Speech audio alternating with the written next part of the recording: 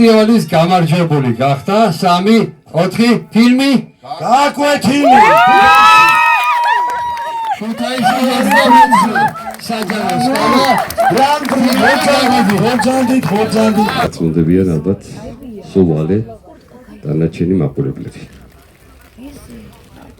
მიკროფონს გადავცემ ქაბატონ სოფოს. მოგესალმებით, ჩვენ ვართ ქუთაისის 29 საჯარო სკოლა. ესეთი არიან ჩემი სადამრიგებლო კლასი და როდესაც ამ კონკურსის შესახებ გავიგეთ, დამებადა იდეა რატომაც არა.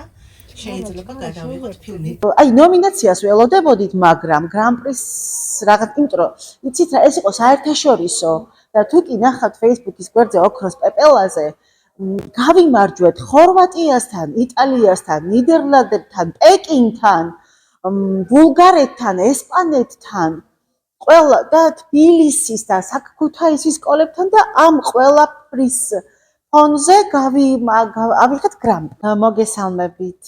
მე ვარ სოფიო კინწურაშვილი. ვარ პედაგოგი ქუთაისის 29 საჯარო სკოლაში.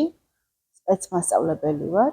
მყავს სადამრიგებლო მერვე კლასი, რომელიც ახლა არის მერვე კლასში და მე ამ კლასის დამრიგებელი ვარ მეხუთე კლასიდან. ეხლა მოგითხრობთ იმ ღირსშესანიშნავი ჩვენთვის ფაქტის შესახებ, რომლითაც ძალიან ბედნიერები ვართ. ჩატარდა საქართველოში მე-14 კინოფესტივალი, საბავშვო კინოფესტივალი ოქროს პეპელა. უნდა შექმნილიყო მაქსიმუმ 7 წუთიანი, როგორც მხატვრული, ასევე ანიმაციური, ასევე დოკუმენტური ფილმები. ჩემ სადამრიგებლო კლასს პირობა გვაქვს ჩვენ ერთმანეთთან დადებული, რომ ყოველ წელს რაღაც სხვადასხვა შინაარსის მასშტაბურს გავაკეთებთ. ესეც პირობას ვასრულებთ. შარშან დიდი პროექტი გქონდა, იმის წინ სპექტაკლი გქონდა, იმის წინ ფლეშმობი და ესე შემდეგ. და ეს ინფორმაცია მაშინ ავიტაცე, როგორ გავუშვებდი ხელიდან.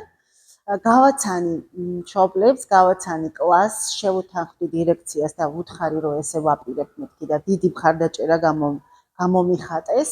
ავირჩიეთ 3 თემა. პირველი თემა უნდა ყოფილიყო, ვიფიქრეთ ბულინგი, ნარკოტიკი და მიუსაფარი ცხოველები.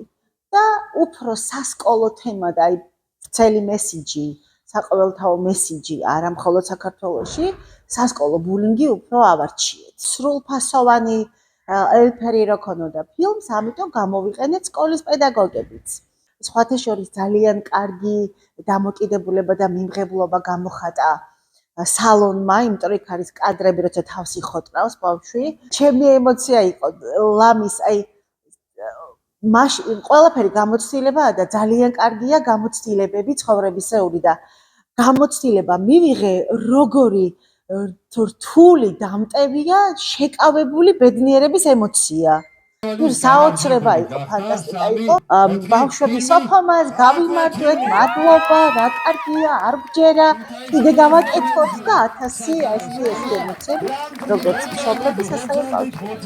ჩემი მიზანი უფრო იყო მონაწილეობა და მე მინდა ჩემი ბავშვების თვალსაჩინო გავაფართო როგორც ფორმალური, ასევე არაფორმალური განათლების კუთხით და თვით შეფასება ავუმაღლო, საზოგადოებაში ინტეგრაციას მივაღწიო. ეს იყო მიზანი, მაგრამ ამაზე მეც მივაღწიეთ ფაქტობრივად და ძალიან დიდი მადლობა ყველაფერს, რაც არსებობს ჩვენს ირგვლივ.